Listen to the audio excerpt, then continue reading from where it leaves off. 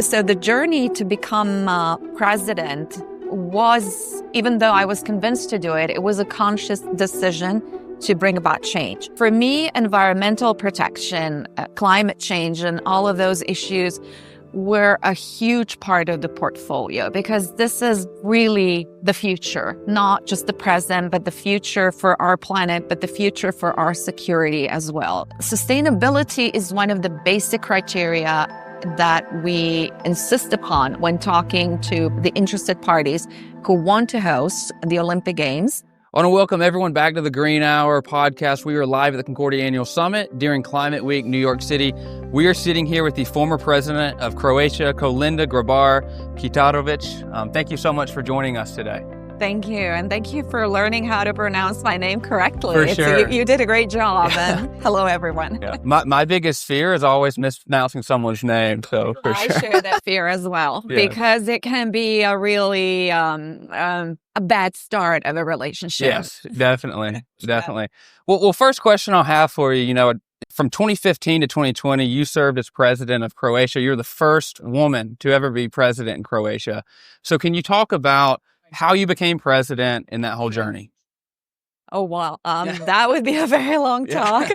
I was the first female president, but I was also the first female Minister of Foreign Affairs and European Integration of Croatia, the first NATO Assistant Secretary General for Public Diplomacy. So the first female in senior civilian NATO leadership, and many other first females. And as I like to say, I've been navigating a lot of glass labyrinths. It's not always pushing the glass ceilings, right, but navigating labyrinths, because sometimes even when you go horizontally, you encounter a lot of obstacles.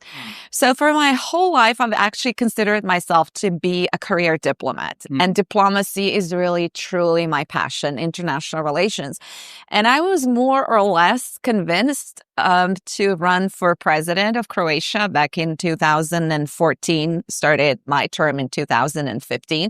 But it was an incredible honor. And it was a great opportunity to frame the public discussion, not focusing as much on the past as we like to do in Croatia and in our part of the world, and unfortunately around the world nowadays, but to really focus on today, on now, and the future, what happens in the future, and to talk about relevant topics for the future of our nation and for the future of the world. So one of my primary goals was to spur further modernization and changes of society and changes of mindset. And in all of that, the underlining motto was what I call in Croatian zajedništvo. It goes well beyond unity. It means togetherness, because regardless of what part of political spectrum we're on, and regardless of our particular opinion, we need to get together in order to find the right solutions for the future. And for me, environmental protection, climate change, and all of those issues were a huge part of the portfolio, because this is really the future, not just the present, but the future for our planet, but the future for our security as well. And climate change and environmental protection is intertwined with everything that we do with our lives. And so the journey to become president was, even though I was convinced to do it, it was a conscious decision to bring about change. And it also gave me an international platform to first and foremost promote Croatia, my beloved country, which is so beautiful. I need to go. I've never been. Oh, you definitely have to go. And when you decide to go, let me know, and I'll take you to the best places. And to represent Croatia in the international arena, but then also to push for the solution, to find solution to many of the issues that plague our societies and the world today. And that is first and foremost sustainable development and sustainable development goals, because without sustainable development, there is no sustainable peace. Sustainable development goals touch upon the root causes of all the conflicts and all the instability in the world. And investing our energy and effort into resolving that has always been on the top of my agenda. And one of those is climate change and environmental protection. And as you well know, I have called climate change a weapon of mass destruction. It may not be as loud as a bomb, unless there is an extreme weather event that actually does include a lot of forces of nature. But it's a slow-moving weapon of mass destruction that floods our cities, that causes drought, that empties entire areas, that is actually making a lot of places on this earth literally disappear. Right. Go under the sea. Yeah, you brought up the SDGs. It's interesting. 2 years ago, we met with Paula Caballero, who is kind of the architect, the brain behind the SDG. She pitched it when she was in Latin America in the government. And it was very interesting to learn from her and how it all came together. But yeah, sustainable development, I've definitely learned a lot of it just through her and through a lot of conversations. But I do want to ask you, you brought up, how you call climate change a powerful weapon of mass destruction. I do want to ask, how do rising seas and migration pressures illustrate the security stakes of environmental change? Just want to go back a little bit on nature itself. For me, I was raised in a rural area in the suburbs of Rijeka. And as a child, I spent so much time outside. And for me, it was really blending with nature. And nature was a huge part of my growing up. And today, when you look at nature and natural environment, it has duality. And I can illustrate that by two anecdotes from my life just recently. One illustrates that the calming power of nature, how nature in me provokes resilience. When I went through NATO pre-deployment training before I went to Afghanistan, I spent a lot of time on the ground in Afghanistan, for instance, also dealing with SDGs and many other issues that pertain to the coalition mandate, but mostly dealing with the communities as well. So during the pre-deployment training, we were asked to define our safe place, the safe place, a mental concept that you go to in times of high stress, including, for instance, kidnappings. And for me, instantly, I went back to a barren mountaintop where I used to hike and climb as a child, with a beautiful view of the whole of the Bay of Varner before me, and the gorges of Gorski Kotar behind me, and where you hear nothing but the sound of wind. So for me, that calm, that was the source of inner resilience. And now to contrast that, I was in Kyiv in August 2023. I traveled to Ukraine a lot now. So that was during one of the visits. And it was just a few days after an extreme weather event hit Zagreb, an extreme storm that unfortunately took few lives. And I was sitting with my friends on the rooftop of the Hyatt Hotel. It was an open terrace. And then suddenly a storm comes in and there's a lot of lightning around. And still under that impression of the extreme weather event in Zagreb, I asked my friends, well, can we please go inside? And they literally laughed at me and they said, are you afraid of a little storm? I said, well, honestly, yes, because having survived the war in Croatia, postings to Afghanistan, and now traveling to Ukraine, it'd be really ironic to be killed by a lightning. So that's the other side of nature, the destructive side. And that is unfortunately the result of what we have been doing as people, as human beings, in order to instill the changes that we see today. So when we look ahead at the policies on how to tackle that, first and foremost, we have to recognize it as a security issue. I mean, it's literally security from the extreme weather events, but also in the long term, it will affect so many things. And I'm happy that an organization such as NATO, for instance, NATO Alliance, has recognized and has now put climate change as one of the threat multipliers in its official documents, including its strategic concept, because it multiplies these events that happen when you have a drought, and then you have people fighting over the resources, over water. It provokes conflict. It provokes instability. It drives migrations as well, which, if not controlled and not dealt with properly, can also be a threat to societies, or they can unfortunately cause a lot. They can backfire in local communities as well. So treating that as security and putting it as part of the security agenda is of utmost importance.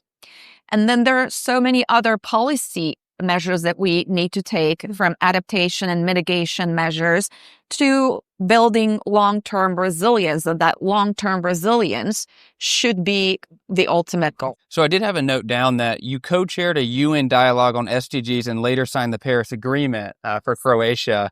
What message were you sending about climate and peace being deeply linked? I put my signature on a lot of documents, but the Paris Agreement was truly not just one of my favorite, but I think one of the most consequential, because we're not dealing just about nature, preserving nature as is, but we're dealing with preserving the habitat, preserving the planet, and also preserving our security. I have already touched upon these security issues, what happens when we see climate change. If I go back to Croatia as an example, the Adriatic Sea is a beautiful sea. It's a source of income and livelihood for most of Croatia, not just people who live, and not just fishermen and people who live from tourism, etc., but for all of us in Croatia. And it's always been incredibly safe, but we see that it's changing, and it deals with personal security. For instance, we never had poisonous fish in the Adriatic, and now we find, still once in a blue moon, but unfortunately, if climate change continues at this change, it's going to continue to happen more often. We're going to be losing territory as well. We're not in the same position as some of the Pacific Island states, because our coast is mostly rocky, and there is the very few islands are flat. But still, you see, when you visit some of the islands, and when you see some of the ruins of old Byzantine or Roman buildings underwater, you realize that the Adriatic coast is sinking as well. Look at the Arctic, for instance. The melting of the glaciers and the polar caps. It's going to open an entire route there, and there's going to be competition for the control of the Arctic. So that also goes into the security domain of what happens there. What if we actually have conflict over the territory in the Arctic? And I guess conflicts on resources is a major thing. It is a major thing. And you see that in particular in areas such as Africa, for instance, where there are droughts. It drives people to join terrorist organizations or militias because they need an income, they need a livelihood. You see people starving, unfortunately, and you see people on the move. And climate-induced migration is a fact.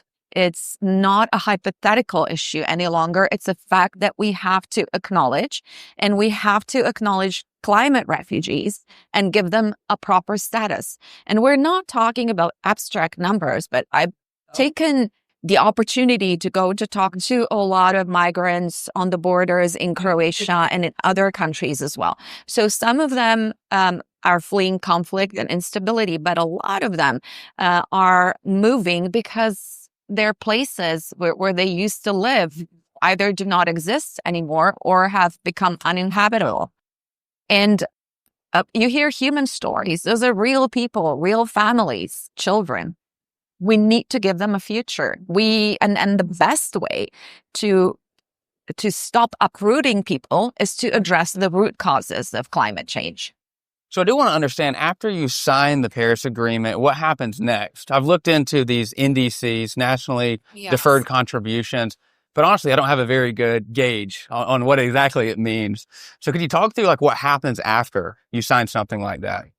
Well, every country, every nation takes specific commitments when it comes to the reduction of emissions, and of course, many other aspects of protecting the planet of climate change. And then it does become a problem because certain countries who could do it have stepped away from these commitments, which goes hand in hand with all of these disruptive events that we have had in the past years. First and foremost, the pandemic, the COVID pandemic, and which was a source of so many issues, including energy shortages, inflation, disruption of supply routes and supply chain. So the costs have gone up, and then governments are kind of stepping back from the commitments that they've made. And then you have a number of countries who just don't have the resources, the financial resources to carry that out. So we need to work together as the international community in solidarity. That is an incredibly important aspect when we talk about climate change, solidarity, in order to help these countries to invest into measures that are not just mitigating measures, but that are long-term measures aimed at sustainable farming, industries, and the reduction of emissions. Yeah, it's interesting. In the United States, Trump, his first term, he pulled U.S. out of the Paris Agreement. Biden administration signed us back in, and then Trump pulled us back out. I think the U.S. is only one of a handful of nations that are actually not signed on to the Paris Agreement. But it goes back to your point on these developed nations can help the developing nations a lot with things like the Paris Agreement and contributing to help those places. Yes, absolutely. Absolutely.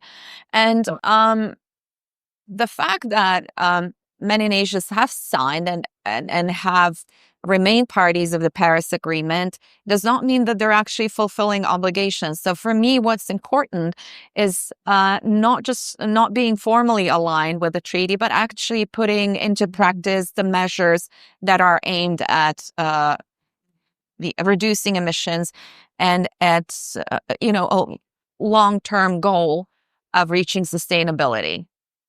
So one of the last pieces of your work in sustainability I wanted to touch on is the 3 C's initiative in 2015. Yeah. So could you speak on that? I know that was with a couple of other nations that you worked with.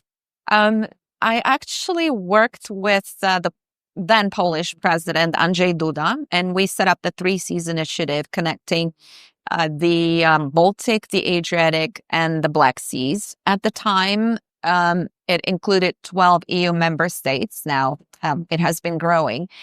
And we set up the initiative to increase the resilience of Central Europe as the backbone of the resilience of the entire European continent.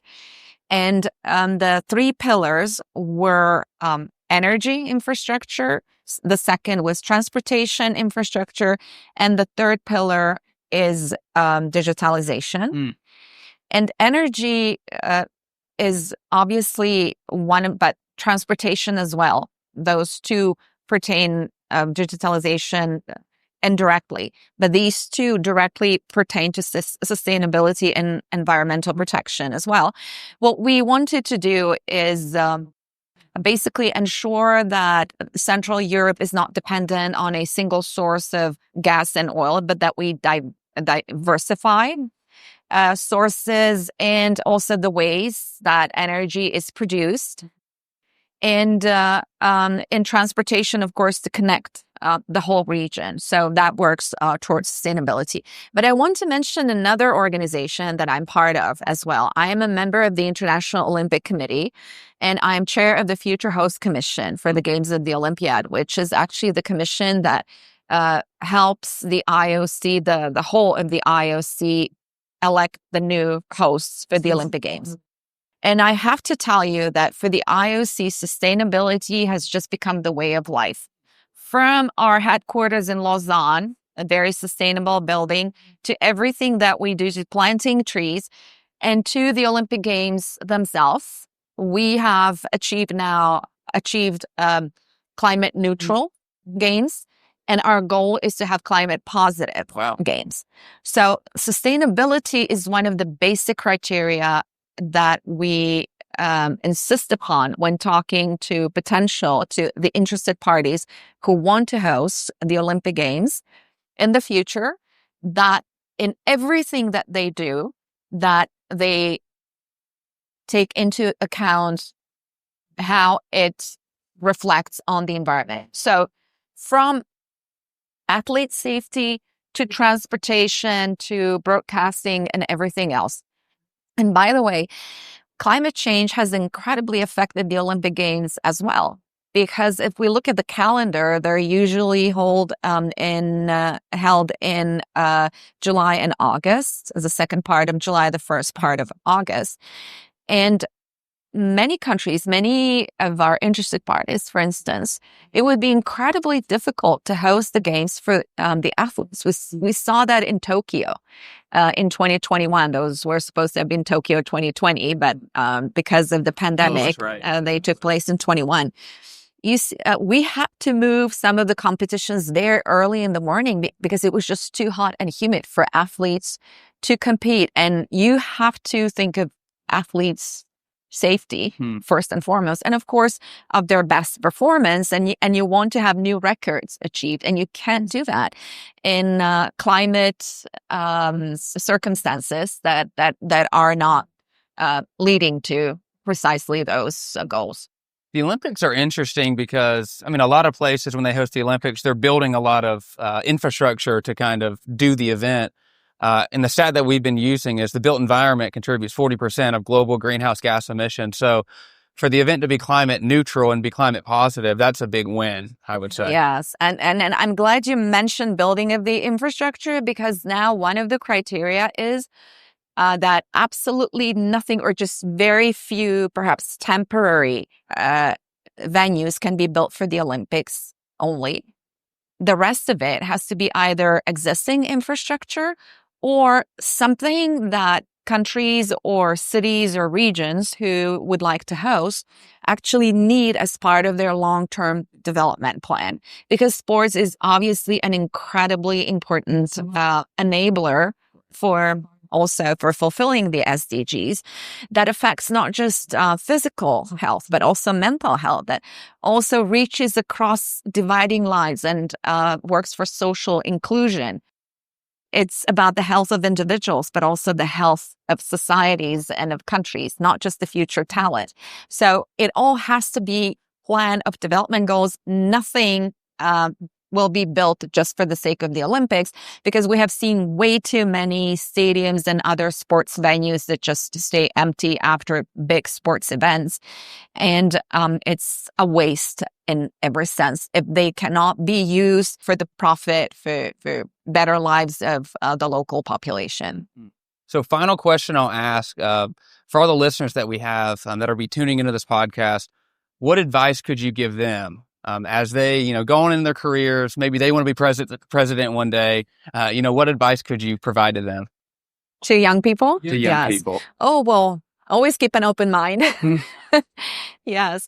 Well, life is always, it's a cliche to say that life is full of surprises, but yes, you have to embrace them. There will be so many ups and downs. It's just normal. Just learn from every single experience. And when you're down, you just pick yourself up, do the lessons learned process, but no regrets, because there's no crying over the spilt milk, and just go confidently into the future. And what I said yesterday on a panel on artificial intelligence, when you think about what you want to do in life or your education, combine what you love most with what you believe would be the most beneficial way for you to go ahead in life. But always be prepared to change course, because with the changes, the pace of changes in the modern world, you will have to perhaps change careers as well. I've done it a few times, and I'm still learning. I'm still at school. Right. Yes.